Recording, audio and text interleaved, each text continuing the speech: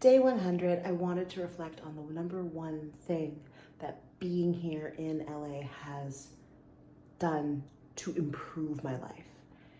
And then day 99 came, and then day 98 came, and I just started stalling because even though this is such an important subject, it's still tricky to like talk eye to eye about. It is, I looked over there, to talk eye to eye about, because it's just so important. And like, I am a tough, strong, independent woman, and I cry a lot.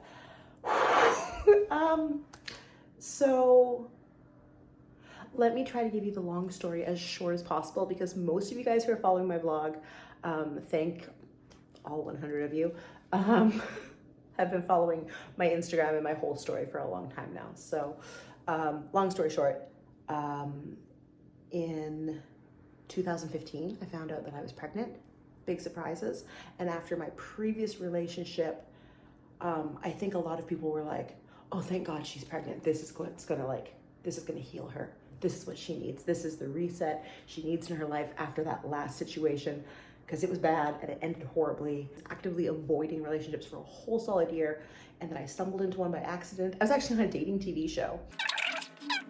Long story short, in 2015, I found out that I was pregnant. I was very like logical, and like the whole pregnancy, I was like, I don't believe this is happening. Like, are you sure there's a baby in there? And like, I heard a heartbeat, and I'm like, that's a heartbeat, okay. Like, I still wasn't like, oh my God, it's real. Like, I was always like, okay, this is happening. And I just knew that I had to like figure everything out. And my brain was in a million places at once. And I was like, okay, I have to take this seriously. I'm usually such a loud, crazy character. I'm like, okay, so we're gonna do this, we're gonna do this, we're gonna have to move this room and put up a divider, and I gotta build this, and I gotta buy that. And I want my kids to be raised gender neutral. I don't wanna like push gender roles and stereotypes on a beautiful mind that can be anything they wanna be. And I got a lot of backlash from some of my very gender conforming friends. Yeah, it was just like a whole thing. And I was like, after my previous relationship, I think everyone around me just had a sigh of relief. They're like, oh, thank goodness she's pregnant. This is what she needs. This is what's going to heal her heart and her soul. And then I announced that I was pregnant. And this next part I can't really talk about, but I think I can, because I don't think you can be sued for the same thing twice. But I got sued for telling my real story on Facebook. On top of already being sued for continuing a film project after the director faked his own death. This sounds like a movie script. It's just so fucking crazy, and I can't give you a lot of details because it went to court, because I already told this story. So was working on a movie, chaos happened. I stood up for the people who were on set in tears. And of course, I took the brunt of the punishment from the director once he reappeared. I don't even know how much of this I can say. I went to beep out like every other word. He said that I would not defend myself in court against him. This is right before the whole Weinstein Me Too movement. So like, women really weren't being trusted or believed still. Nowadays, I think if this court case came up, it would be a much different scenario. But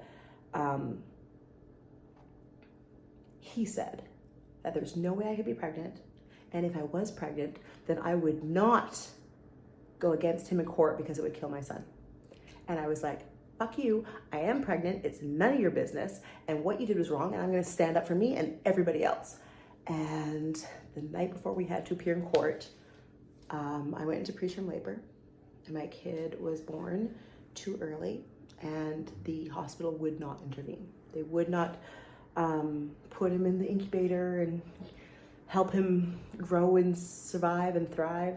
And that kills me, because I see so many stories online of people whose children were born the same week that my kid was born, and their kid, yes, was in an incubator for the first 3-4 months of their life, but then flourished, and now they're a basketball player, and now they're valedictorian, and like, oh, it's just like, But Canada's rules were that if a child is born before a certain number of days, you do not intervene, and you just let the baby die. So I had to deliver the baby, and I didn't know I was in labor. I just knew something was wrong. And I was like walking with like my knees up because I was so uncomfortable, and I was just trying to find like a comfortable position to stand in. And I had tears just streaming down my face, but I wasn't crying. But it was just like the pain was just pouring out of my eyes. And I remember Shreds looked at the nurse and he goes, "She's a very tough woman, but this means she's in pain. This is bad. This is extreme for her." And they were like, "Oh, really?" So they put me up in a room and they were like, "Okay, someone will come check on you soon." Like an hour went by. And I'm just like clenching everything I have, and I don't know how to sit, I don't know how to lie down, I don't know how to stand. Like there's just so much pressure. Turns out it was because I was delivering a baby. I had no idea I was in labor. All that pressure was him escaping my body and me holding him in, which was not ideal. So when the nurse finally opened me up and went to go look inside, as soon as she put the speculum in, water like a fire hose. I drowned this woman, and this doctor was so gorgeous. Like she's somebody you would see in Maxim magazine. She was so beautiful, and my vagina just gave her a shower, and I felt horrible. So they took one of those like pee pads and they folded it like a canoe, and one person stood behind me, one stood above me, and I had to waddle with this baby coming out of me to the delivery room. I wasn't going to go into this much detail. Where I got on the bed, my feet are up in the stirrups, and she's like, "There's a tube that you can grab and you can breathe on it. It'll take some of the pain away." And I was like, "No, I don't do drugs." And she's like, "You're gonna want to today." And I was like, she's like, "It's not drugs. It's just like, it's more oxygen. It'll help you. You know, it's got some whatever in it that will help, like, it'll help your mind control the pain you're feeling." And I was like, "But I'm straight edge. I'm sober." And then that stuff was amazing. And they were like, "Okay." And I was like, "Okay." And they were like, "All right then." And I was like, "Yep, here we are." And she's like, "Well," they waited for a while and they kind of talked among themselves, and they were like, "Well, the baby's not gonna come yet. I'm gonna take my lunch break and I'll come back and check on you." She's like, "So just let me know if you feel like pushing." And I was like, "You mean I'm allowed to push?" She's like, "Yes." And I'm like, "Oh, no problem." 2 pushes, he was out. And that's when I found out that he was a boy. In so much pain throughout my entire pregnancy, and I threw up multiple times every day for 5.5 months. All I did was vomit. I would be driving my car, I stopped at a red light, open my door, projectile vomit all over the cement, close the door, and then keep driving. Like sometimes you try to keep it in and it just comes out of your mouth and your nose, and it would cover your steering wheel and get in your vents. Don't want to do that. So you just open the door, puke out the side of the highway, not even the side of the highway, just in the lane, barf it out and keep going. Like it was so insane. I carried a barf pail with me everywhere I went. It was a rough pregnancy. And so I held on to my son, and I kept willing him to cry. And he would groan and he would gurgle and he would make these little movements. And I was like, "Oh, maybe that's just like the gas is leaving his body," because they said he was gonna die immediately after he was delivered. And I'm just hanging on to him, like hoping they're wrong. And then the social worker came in and she was crying when she walked in. She's like, "I'm so sorry, you're so brave. How much time do you want?" I'm like, "As much as I can get." And I kept holding his body. And then I was like, am I being over dramatic by hanging on to him while he's not alive? Like, should I just put him in the bassinet? Because they give you like a cooling bassinet so they can take him down to autopsy and see what happened. And so I was like, oh, should I be logical and be like, "Okay, this is your time," and give him up? And so I held on till I thought for sure there was no more movement. For sure. I was like, I know how to check a pulse in an adult, not in somebody this big. And so I thought that I did the right logical thing. I thought I wasn't being emotional. And I was like, "Okay, you can take him." And the nurse took him and put him in the bassinet. And they were like, "We can bring in a photographer. We've got little outfits we can put on if you want to do family photos." And I was like, I don't need to have photos with my deceased son. I'm good. I got my selfie when he was fresh and still squirming, and that's it. And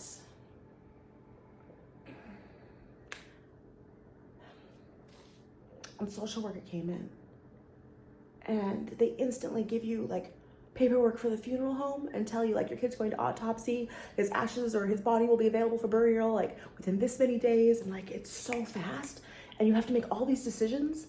And I don't know if you've given birth before, but then they like stab your leg with something immediately after you've given birth, and it's really painful.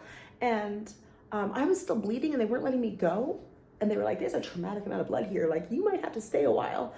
But meanwhile, I'm signing all these little documents, and I'm like, yeah, okay, we'll go to the Henderson Funeral Home, and we'll do this and we'll do that. And like, it was just so overwhelming.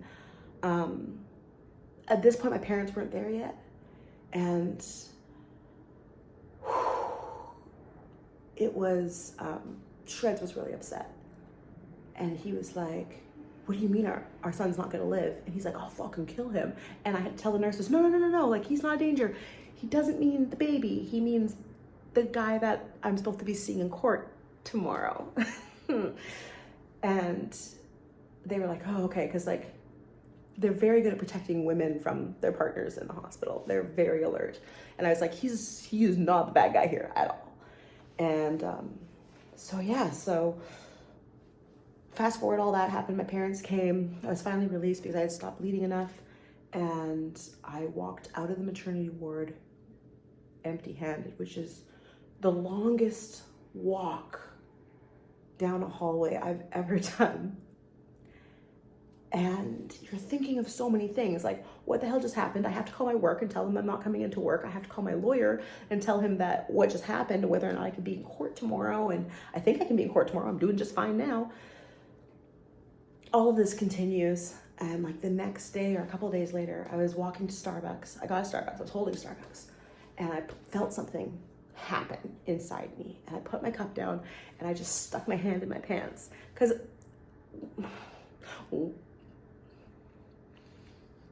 you're not really graceful at the time of all this craziness happening. And so I just stuck my hand in my pants and gobs of blood came out. And I was like, fuck, I'm dying. And I had to go in to the closest, most available OBGYN, and they had to go in and like cauterize inside me because there was a chunk of the placenta that didn't release. She was like, okay, so we're gonna have to do surgery. And I was like, yep, okay, no problem. Like figuring I would book surgery. And she's like, just lie down. And they were in there. No anesthesia, no nothing. Like, she's like, you're gonna feel some pressure. A lot of people telling me I was gonna feel pressure for the last few days, and they were right. So they cauterized me and pulled out what they had to pull out and sealed up what they had to seal up. And turns out that, spoiler alert, I lived. And then we called the funeral home. We were like, hey, shouldn't we be getting a package from you soon? And they were like, oh, sure. Did you want to get like maybe a grave marker made or something? And I was like, huh? No, like I just want the ashes. And they were like, oh, but we're not going to have ashes. Like, we don't do that for a miscarriage. And when somebody called my son, who I delivered, a miscarriage, like there was a rage inside me. So we had to go to the funeral home and had to sit face to face with somebody. I had to explain to them that I had given birth. There is a body you were scheduled to pick up because I signed off on it. And they were like, turns out they couldn't get that body on time because when I gave my son up in the bassinet, he wasn't deceased yet. And so they kept him in the bassinet until he decided to pass over. They won't tell me how long that was, but it was long enough that the funeral home didn't come and pick him up. So, they found him, I think.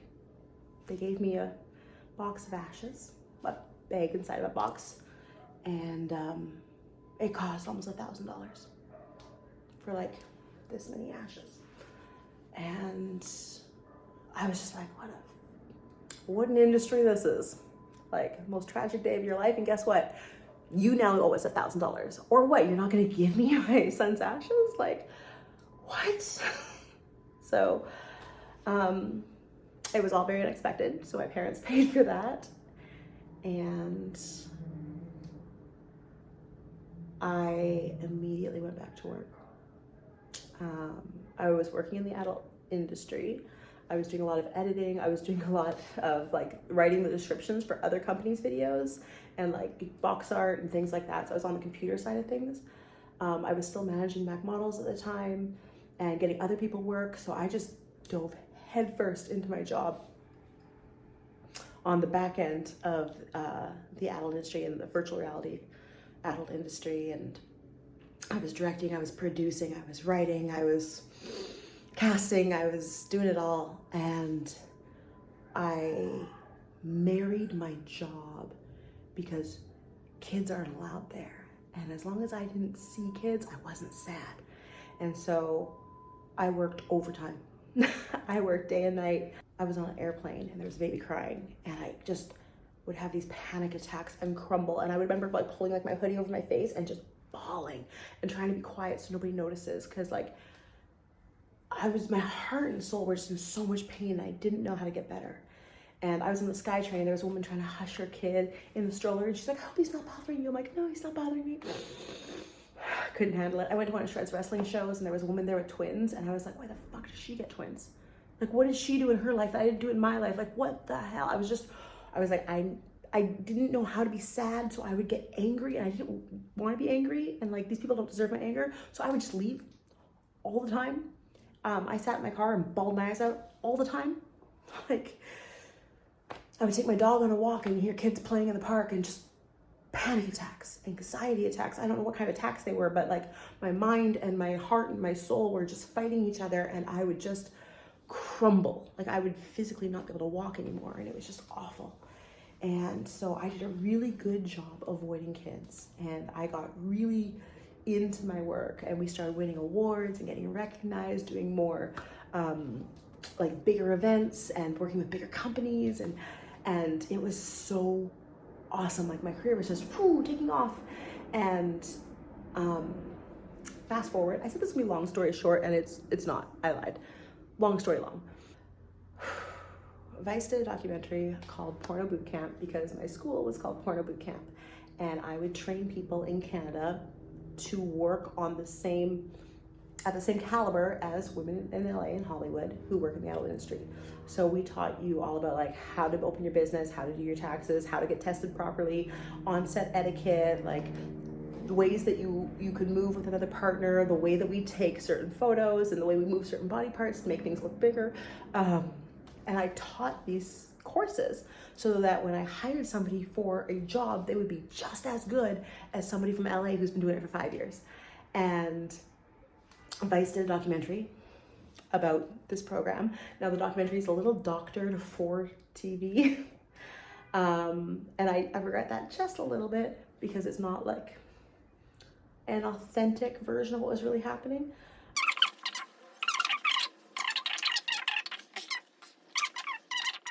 If I knew 60 million views were gonna happen, I could have had merch available. I could have had my podcast available. I could have had my websites up and running properly. And my stuff was not proper.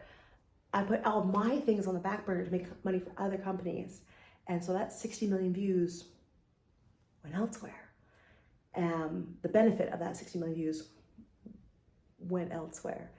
And so that sucked. Like, way to skyrocket your career and then crash on your face. I came to LA and in Vancouver, everyone knew who I was, everyone knew my reputation, everyone knew my story, and I was always put in the right places and I was always praised and celebrated and given really cool opportunities. And I came to LA, nobody knew who I was. And so somebody would be like, oh, that's the girl who ran Porno Boot Camp. They're like, oh, she's a slut. Like, oh, she probably drinks, she probably does drugs. It doesn't help that I'm tattooed. And so I had to like fight a lot of stereotypes when I came here. And I ended up leaving the industry. So I ended up leaving the adult industry because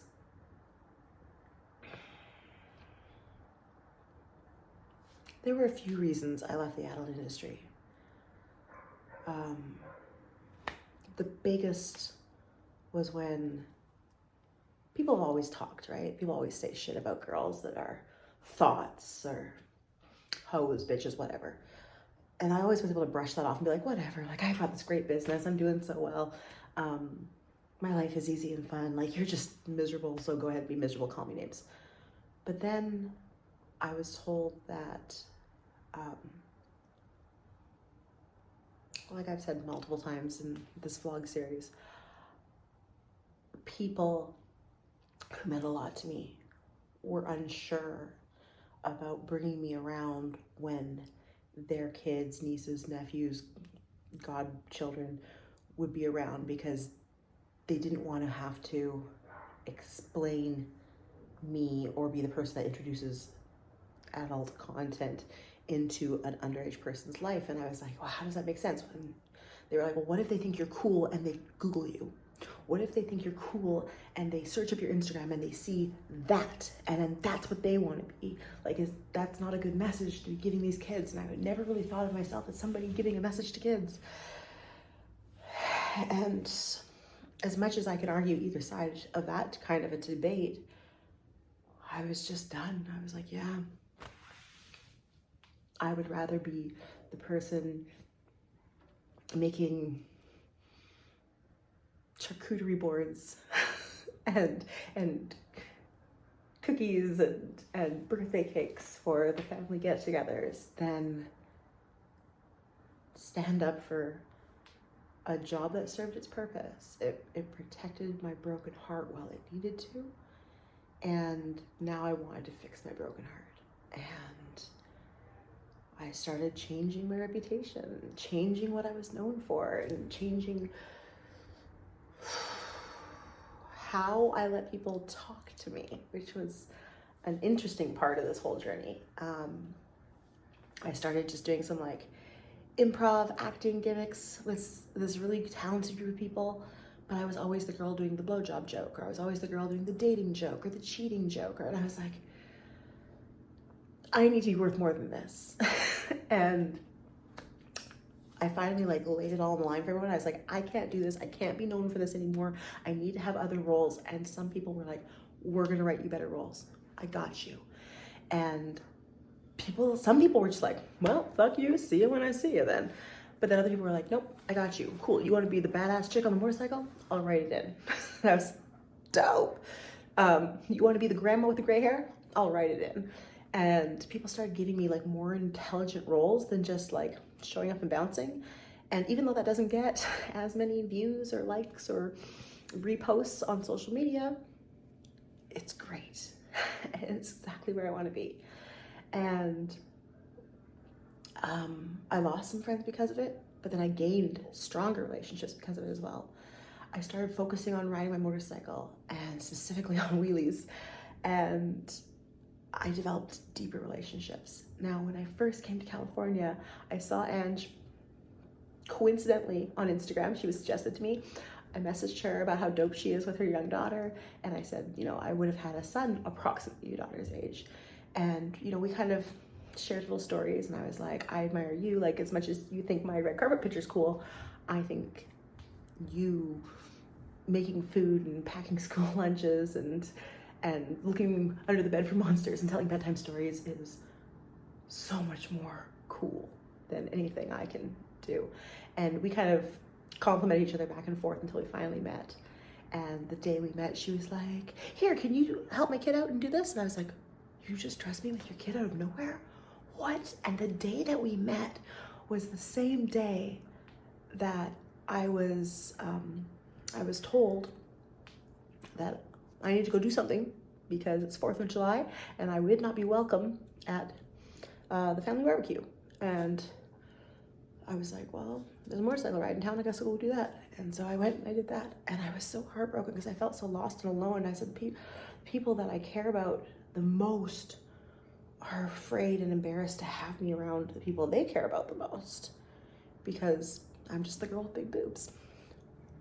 And I was just heartbroken about it. But then here was Ange and her whole family, and they were like, "Okay, can we get you dinner? What do you want? Like, here, hang out with everybody, and here's the kids. Hang on to this one." And like, I felt normal and I felt welcomed, and it was a step in the right direction. And then I was still modeling, and I was trying to take more like editorial, like gorgeous photos and less like clickbaity photos. And I was trying to like really shift my energy online because I want to change Samantha Mac's reputation, right? And so I was doing this white lace gown photo shoot, and my photographer couldn't get a sitter and had her daughter with her, and her daughter was a toddler at this point. And I was like, can I take a picture with your kid? Because I felt brave enough. And my close friends and I had been talking about me interacting more with kids and like getting over my own fears. And so there's a picture of me holding her kid up. And I was just like in my car on the way home crying. I'm like, I held a toddler. I held a toddler. This is huge for me. Whew. And I was just shaking inside. Like it was incredible. And I was like, I think that I can get better. I think I can fix my broken heart. And so I started more actively, instead of avoiding kids, when my friends would have their kids around, I'd be like, hey, how are you? Oh, you got such a cute pink shirt. Oh, I love the bubbles you're blowing. And I just tried to like interact. And I was super awkward at first because I didn't know what to do or what to say. And everyone would just let me take my time. And then they started introducing me as Auntie Sam. And then they were like, here, you can hold her hand. And I was like holding this little 3-year-old's hand as we're walking through the parking lot. And they were like, if you're gonna go anywhere, you have to hold someone's hand. Hold Auntie Sam's hand. And then she would come running up to me and go, Auntie. And I was like, holy crap, I'm Auntie. I get to be Auntie. I might not be a mom, but I can still be important. And like, I like the Grinch, my heart just kept growing and growing. And then a few months ago, like not that long ago,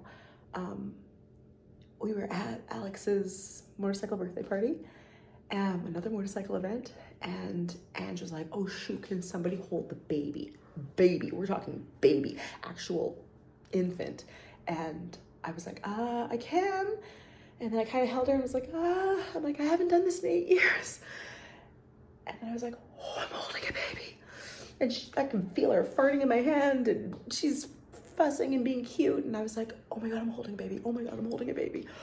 And the reason that was so crazy is because I held my son and I had believed that he died in my arms.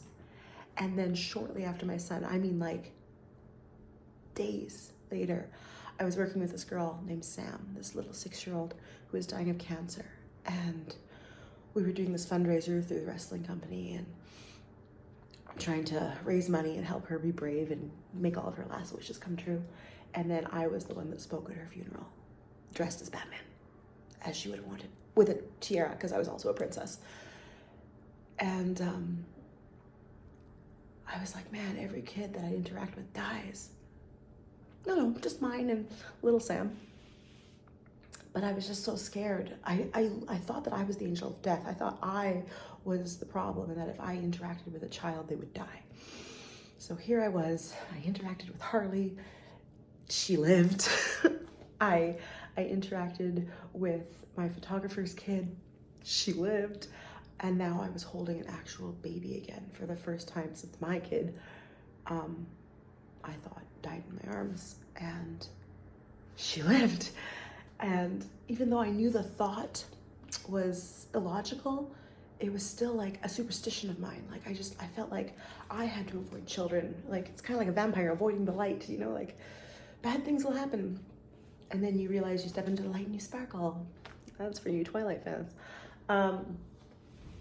So yeah, being in LA has been really hard, and some shitty things happened, and some relationships fell apart, but other ones grew.